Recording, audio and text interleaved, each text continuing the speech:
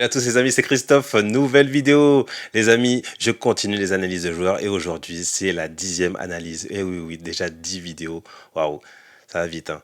Donc merci à vous d'être au rendez-vous. Donc on continue à partager, à liker, à vous abonner si ça vous plaît, hein. Après si ça vous plaît pas, vous faites ce que vous voulez, il n'y a pas de problème. Donc toujours la même formule, on commence par les points forts du joueur. Ensuite je vais sur les points faibles et les axes d'amélioration. Et à la fin je ferai le petit bilan. Bon, le joueur de ce dimanche est Kylian Mbappé. Oui, parce que ça se prononce Mbappé, pas Mbappé. Parce que quand c'est M apostrophe suivi du mot, on dit Mbappé. C'est comme l'eau. On ne dit pas L-O, on dit l'eau. Voilà. Donc, on dit Kylian Mbappé. C'est comme ça. Donc, bon, j'ai un peu triché parce que normalement, j'analyse des joueurs qui divisent un petit peu les foules, etc. Donc là, c'est un peu comme Benzema. Le joueur fait un petit peu l'unanimité. Donc, après, je trouvais ça quand même intéressant de le faire dans le sens où même si on aime un joueur d'amour, même si voilà, c'est notre Kylian national, quand même, on doit aller au-delà et essayer d'analyser et voir, trouver des petites choses, voilà, des petites choses à corriger, voilà, des petits trucs, des petits manques. Voilà, c'est tout, c'est tout. C'est des petites choses à corriger quand même. C'est du détail. Mais c'est important de faire du détail. Oui, oui, parce que des fois on dit que l'amour rend aveugle. Bah, pas ici. Ici, on analyse froidement les choses et on y va. Allez, sans plus attendre, on commence par les points forts. Donc le premier point fort, à savoir la précocité. La précocité de Kylian Mbappé, c'est incroyable. Son premier match en Ligue 1 en 2015, il a seulement 16 ans. 16 ans, il est déjà en Ligue 1. 2 ans plus tard, champion en 2017 avec Monaco, une saison incroyable où il finit à, je crois, 95 points à peu près, je sais pas, un truc de fou. Une équipe, une équipe du démon, quoi. C'est avec Falcao, vous avez quoi? Il y avait quoi? Il y avait du Lemar, il y avait du Bernardo Silva. C'était une équipe incroyable. Et donc, ils font même demi-finale en Ligue des Champions. Ils sortent contre la Juve. Ensuite, 2018, bon, bah, 2018, vous vous en souvenez très bien. Il a même pas 20 ans, 19 ans. Champion du monde avec les Bleus. Et c'est pas champion du monde en fin de banc, etc. Non, non, non, c'est titulaire euh, et des matchs incroyables, hein, notamment contre cette équipe là. Ah, j'ai l'impression d'ailleurs cette équipe, il aime bien, hein, parce qu'à chaque fois qu'il joue contre cette équipe, il fait des matchs incroyables. Donc champion du monde à 19 ans, des, voilà, des buts incroyables. Ensuite, multiple champion de France, meilleur joueur, meilleur buteur, une finale de C1 avec le PSG. Une Coupe du Monde, la Coupe du Monde 2022, incroyable, avec cette finale. Oh là là, et ce deuxième but, l'égalisation, la reprise de volée, j'ai retourné ma maison avec ce but. Incroyable, incroyable. À 2 doigts de remporter sa deuxième Coupe du Monde. C'est fou, c'est fou. Quoi d'autre, quoi d'autre? Bah, il est déjà à 243 buts, 97 passes décisives, à seulement 24 ans. Dont 38 et 20 passes décisives en équipe de France. 24 ans, c'est du grand art quand même. À 24 ans, il a déjà tout ça, il a déjà fait tout ça. Et il a encore allé 10, 15 ans de carrière. Parce que maintenant où ça va, quand vous voyez des Benzema qui jouent encore à 37 ans, ben voilà, on peut se dire que voilà, Kylian il peut aller jusque là. Donc c'est fou, c'est fou, c'est fou. On passe au point 2, la maturité. La maturité. Non, franchement, quand j'entends parler Kylian en interview, des fois je me dis, mais si on m'avait tendu le micro à cet âge, comment j'aurais fait? Le gars est tellement à l'aise depuis le départ. Il est tellement à l'aise, c'est tellement fluide, tellement précis, tellement bien analysé, tu vois, tellement nickel. Et des fois, je l'ai même vu en anglais et en espagnol. Il est capable de le faire en anglais et en espagnol. Déjà, déjà. Lui, ça me fait de la peine pour les autres joueurs quand je les entends parler, tout ça. Je dis, mais attends, regardez qu'il il est déjà à ce niveau-là. Non, c'est fou, il maîtrise tout, il maîtrise tous les codes, il a tout. Non, c'est fou, c'est fou. Quelle maturité. Et donc le point 3 aussi, on revient au terrain un petit peu parce que c'est ce qui nous intéresse surtout ici, c'est le terrain. Bah, une technique sous-côté. C'est très fréquent dans le foot en fait. J'en avais parlé déjà avec Lukaku. C'est que quand un joueur est rapide, on a tendance à le cantonner justement à son voilà, c'est sa vitesse. Voilà, il va vite, il va vite, il va vite. Mais non, non, non, faut pas minimiser, faut pas minimiser. Kylian Mbappé, attention, c'est quelque chose, c'est très haut. C'est très haut d'un point de vue technique, c'est très très haut. Il y en a eu des joueurs en plus très très rapides comme lui, hein. Moi je peux vous en citer, hein. Il y en a eu pas mal. Il y a eu Djibril Cissé en France, Kingsley Coman. En francophone, vous avez eu Aubameyang. Sinon, vous prenez, je sais pas moi, l'école nigériane, vous avez quoi? Vous avez Amokachi, Babangida, Agaoua, Obafemi Martins. Vous prenez le Brésil, il y avait Wharton. Il y en a eu des joueurs rapides, mais ils n'avaient pas cette technique-là, hein. Non, Kylian, c'est au-dessus, c'est au-dessus. Franchement, Kylian, c'est plus la catégorie Thierry Henry, Gareth Bale, Robben. Voilà. Je le mets même au-dessus de Rashford, hein. Il y en a beaucoup qui comparent les deux. Moi, je le mets au-dessus de Rashford. D'accord. Bon, je le mets en dessous de Ronaldo premier, hein. On va savoir Luis Nazario, le Brésilien. Je le mets quand même en dessous parce que lui, c'était le vrai phénomène. Vraiment le vrai phénomène. Et voilà, mais être rapide et technique en même temps, c'est très très rare. À cette vitesse, de pouvoir enchaîner, dribbler, et Kylian, il peut le faire. Techniquement, ça va, c'est fort, c'est fort.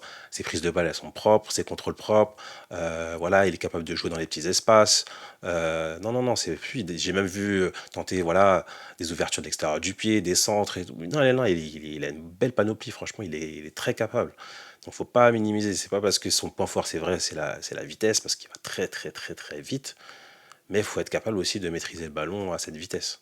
Et lui, il en est capable. Quand il parle balle au pied sur le côté, la balle, elle est à hauteur de pied, quoi. Elle n'est pas, elle est pas à 10 mètres derrière ou ça finit pas en touche. Non, non, c'est précis.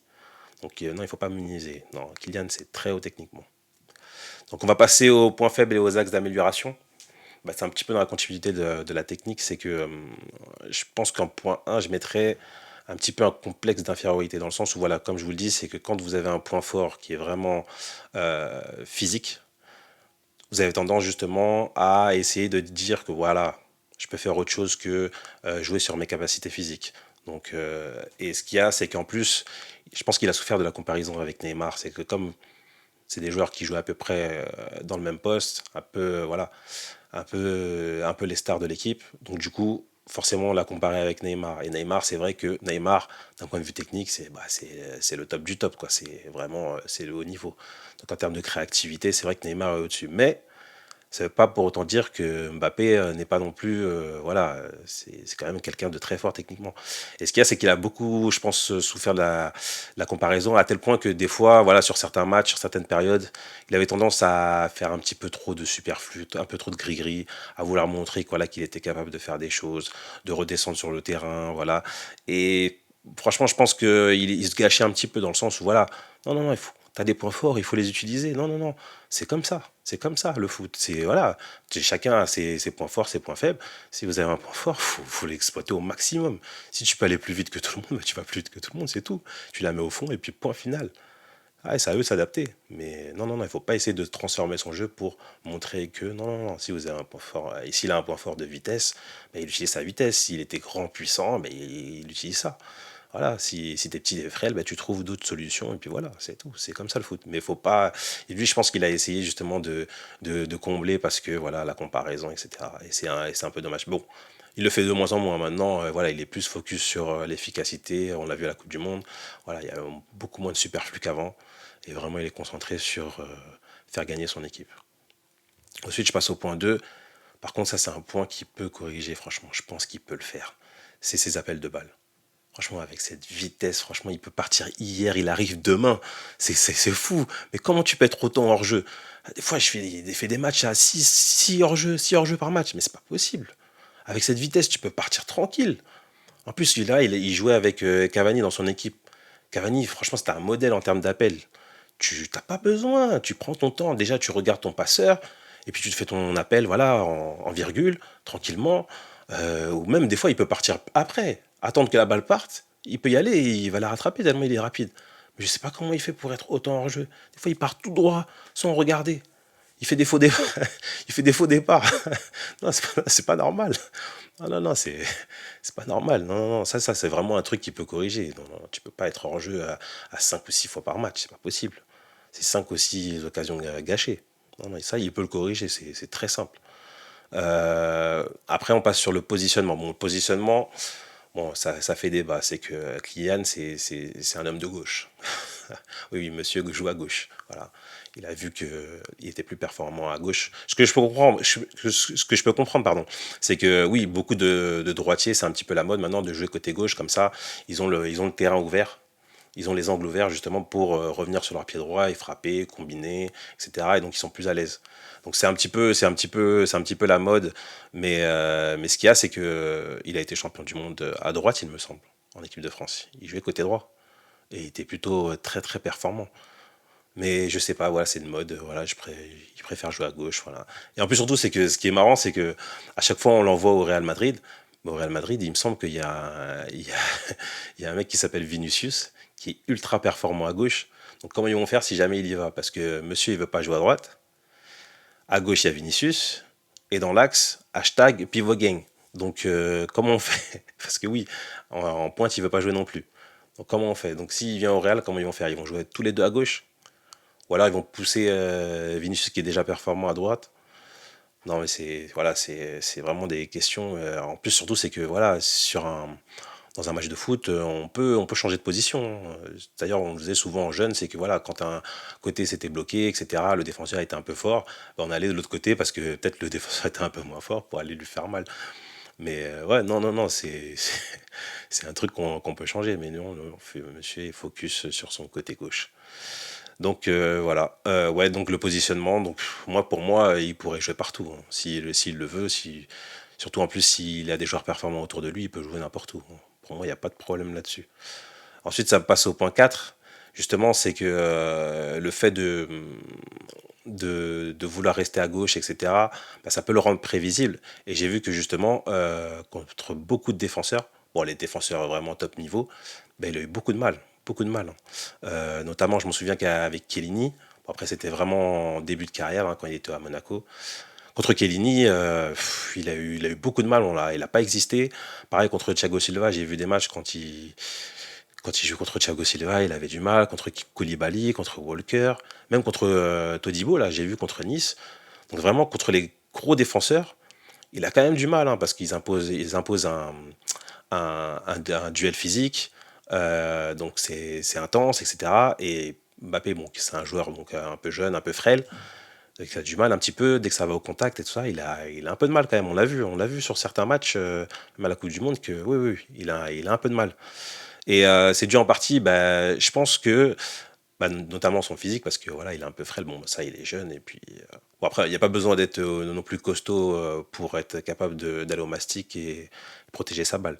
Mais c'est vrai que dos au jeu, quand même, c'est un point sur lequel il peut progresser, parce que dans dos au jeu, j'ai vu beaucoup de fois qu'il avait du mal à résister à l'impact, et surtout, il perdait des balles. Il était beaucoup moins à l'aise dos au jeu. D'ailleurs, c'est peut-être pour ça qu'il veut pas trop jouer en pointe, parce qu'en pointe, il faut se frotter aux défenseurs centraux, voilà, aller au duel, etc. Donc c'est un peu plus compliqué, plutôt que sur le côté où tu peux un petit peu te cacher, etc. Donc ouais, ouais, c'est vraiment un point sur lequel il peut progresser, c'est que oui, contre les gros défenseurs, il a un peu de mal. Et ça m'amène donc à un autre point, c'est au niveau de ses dribbles. Ben, comme je vous l'ai dit, techniquement c'est très fort, donc niveau dribble, Mbappé, ouais, il peut faire des choses. Mais je trouve quand même qu'avec cette vitesse et ce coup de rein, il pourrait faire beaucoup plus. Parce que souvent, je le vois. Ah, on peut quand même anticiper ce qu'il va faire. C'est que souvent, bon, c'est la fin de frappe à la Bonaventure Calou, hein, pour ceux qui se rappellent. La fin de frappe, la fin de centre. Ça, il le fait bien, il le maîtrise bien, mais il le fait peut-être un peu trop souvent. Pareil sur ses passements de jambes. Ses passements de jambes, ils sont peut-être un petit peu trop loin du défenseur. Un passement de jambes, justement, ce qui est bien, c'est que plus vous le faites proche, plus si vous partez avec le coup de rein, bah, c'est beaucoup plus efficace. Et lui, il a tendance à les faire un petit peu loin, ça fait que bah, ça marche moins sur les défenseurs. Et je pense que oui, il pourrait copier justement Ronaldo premier, qui le faisait à la perfection. Et avec cette vitesse, il pourrait faire encore plus de dégâts, hein. Bon, il en fait déjà pas mal, hein, mais il pourrait faire encore plus. Donc ouais, franchement, marge de progression, il y a quelques points quand même sur lesquels il peut s'améliorer, hein. Donc, mais après, il a 24 ans, donc voilà, il a tout le temps devant lui, hein, pour le faire, hein. Donc il est déjà à très haut niveau. On passe au point 5, le dernier point justement sur lequel, comment dire, voilà, c'est pas un point faible, mais c'est un point à souligner, c'est que bah, la surmédiatisation quand même, parce que franchement, on parle de lui tout le temps, partout, tous les jours. Non mais c'est incroyable. Kylian Mbappé partout, partout dans le monde, on parle de lui. Et l'overdose, après, ça peut agacer, hein, sachant qu'en plus, il a un petit peu une mentalité à l'américaine, c'est-à-dire que, ouais, j'ai confiance en moi, voilà, je suis ambitieux, etc. Non, c'est une bonne chose, hein, de toute façon, c'est un sportif de haut niveau, c'est la compétition, donc c'est une bonne chose. Mais ça peut agacer après, surtout quand tu as des mauvais résultats. On l'a vu avec l'Euro en 2021. Dès que ça a commencé à perdre, en plus, il rate le penalty, bah, tout de suite, hein, voilà, la pluie de critiques, les insultes, etc. Donc, ouais, c'est quand même un point sur lequel je pense qu'il devrait calmer. Mais j'ai l'impression que, je pense qu'avec le temps, il va atténuer un petit peu le côté médiatique, ou en tout cas faire peut-être un peu moins d'interviews, voilà, parler un peu moins dans la presse.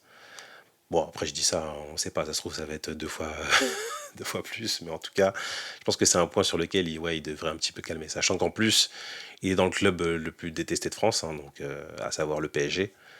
Donc, en plus, un PSG, le PSG Circus, quoi, où il y a des affaires catastrophiques qui sortent toutes les semaines. Donc, ouais, ouais, ça joue pas en sa faveur. Donc, je pense que, ouais, il devrait peut-être calmer un petit peu.